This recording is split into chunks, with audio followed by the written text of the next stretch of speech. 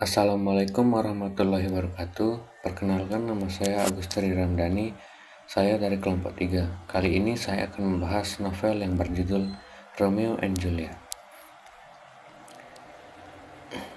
Romeo and Juliet karya William Shakespeare adalah sebuah kisah cinta yang tragis antara Romeo and Juliet.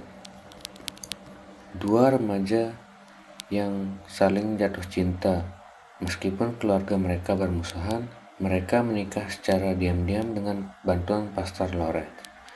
Namun konflik antara keluarga membuat keadaan semakin rumit hingga Romeo dibuang dari kota. Salah paham menyebabkan Romeo mengira Juliet telah meninggal. Lalu ia bunuh diri ketika Juliet terbangun dan melihat Romeo mati. Ia pun mengakhiri hidupnya. Kematian mereka akhirnya menyadarkan kedua keluarga untuk berdamai.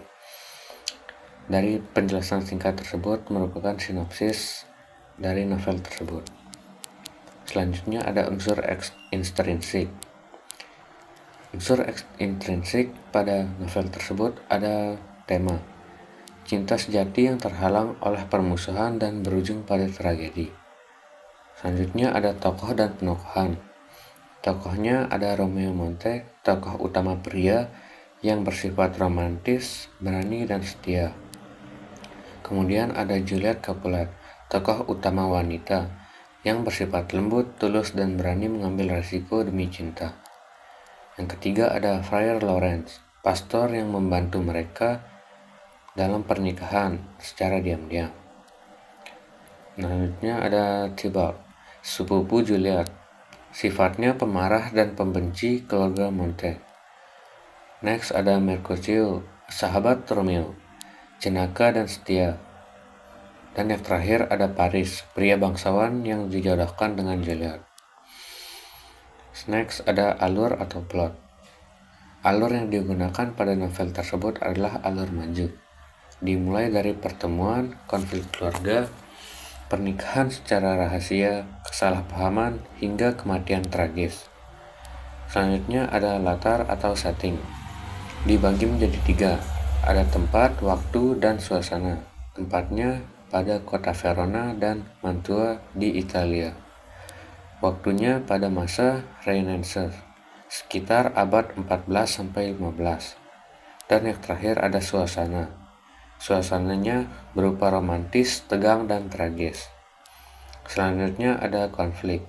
Cinta Romeo dan Juliet terhalang oleh kebencian dan dendam antar keluarga. Selanjutnya ada amanat atau pesan moral yang dapat diambil dari novel tersebut. Permusuhan hanya akan membawa penderitaan. Cinta yang tulus tidak mengenal batas. Dan kedamaian, pengertian lebih berharga daripada harga diri yang salah arah. Next ada sudut pandang. Pada novel tersebut, sudut pandang yang digunakan ada orang ketiga yang serba tahu. Dan yang terakhir ada gaya bahasa, puitis, romantis, dan penuh metafora. Selanjutnya ada unsur ekstrinsik. Yang pertama ada latar belakang pengarang. William Shakespeare adalah sastrawan Inggris terkenal pada masa Renaissance. Dikenal sebagai penulis drama dan puisi terbesar sepanjang masa. Next ada nilai-nilai dalam karya. Ada 3 nilai yang terkandung dalam novel tersebut. Nilai moral, keberanian, kesetiaan, dan penyesalan. Ada nilai sosial yang dampak buruk permusuhan dan kebencian antar keluarga. Ada nilai budaya, cerminan budaya Eropa masa Renaissance yang menjunjung kehormatan keluarga dan status sosial. Dan terakhir ada kondisi sosial masyarakat. Pada masa itu pernikahan sering diatur oleh keluarga demi status dan kehormatan, bukan atas dasar cinta. Selanjutnya ada kaidah kebahasaan pada novel tersebut. 1. Penggunaan kata bermakna kias atau majas. Banyak menggunakan metafora, hiperbola, dan personifikasi. Contohnya, cintaku seindah fajar yang menyinari hatimu. Kedua, ada kata kerja perasaan dan pikiran. seperti mencintai, merindukan, menyesal, dan mengkhianati. Yang ketiga ada dialog dan kalimat langsung. Banyak digunakan dalam bentuk percakapan antar tokoh. Yang keempat kalimat eksklamatif atau seruan. Menunjukkan emosi kuat, misalnya, "Oh Romeo, mengapa kau harus minum teh?" Dan yang terakhir ada bahasa puitis dan romantis. Diksi yang indah dan penuh emosi menggambarkan perasaan cinta yang mendalam. Itu saja yang dapat saya sampaikan. Sekian, terima kasih. Wassalamualaikum warahmatullahi wabarakatuh. Assalamualaikum warahmatullahi wabarakatuh. Perkenalkan, nama saya Winda Yuniarti dari kelas 11 IPA 2. Kali ini saya akan menyampaikan isi dari novel yang sudah saya baca. Novel yang saya baca berjudul Laskar Pelangi, karya Andrea Hirata. Laskar Pelangi adalah memoir fiksi yang mengisahkan perjuangan sekelompok anak miskin di Belitung, Sumatera Selatan untuk mendapatkan pendidikan di sebuah sekolah Muhammadiyah yang nyaris ditutup. Mereka adalah Ikal, Lintang, Mahar, dan teman-teman lainnya yang menyebut diri mereka Laskar Pelangi.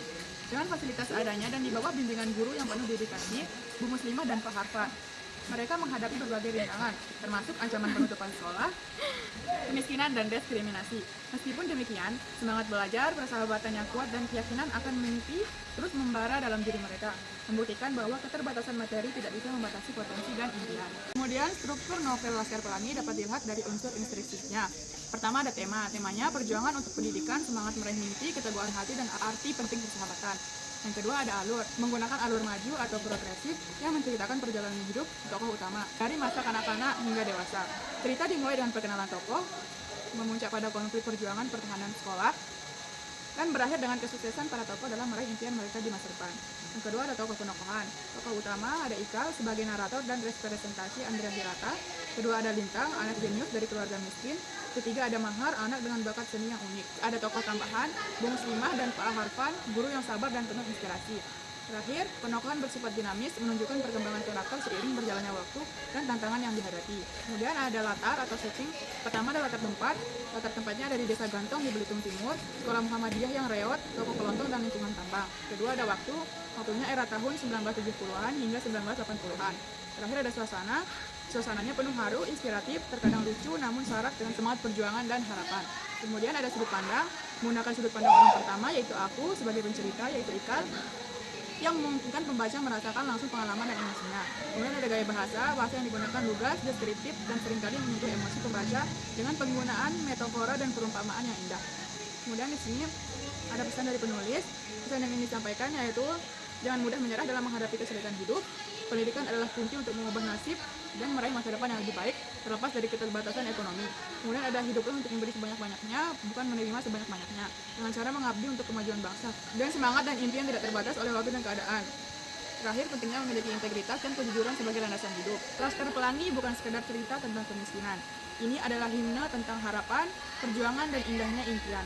Melalui kisah Ikal dan kawan-kawan, Anda akan diajak tertawa, menangis, dan yang terpenting, terinspirasi untuk tidak pernah berhenti mengejar mimpi Anda apapun rintangannya.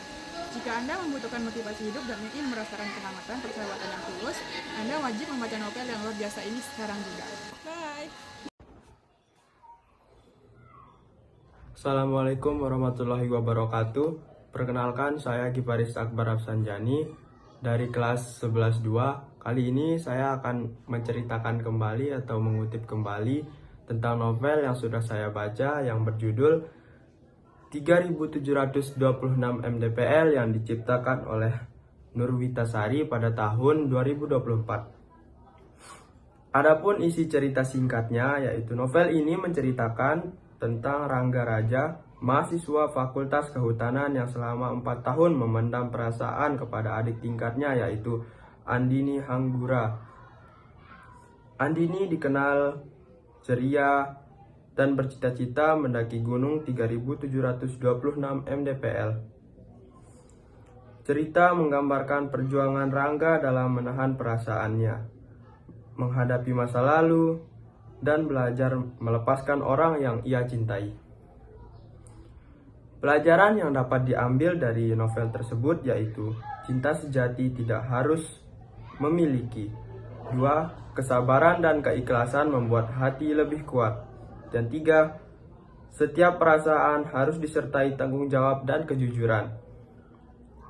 Adapun unsur intrinsiknya, yaitu 1. Ada tema yang berisi cinta, perjuangan, dan keikhlasan. Dan yang kedua ada tokohnya yaitu Rangga Raja, Andini Hanggura, dan sahabat-sahabat mereka.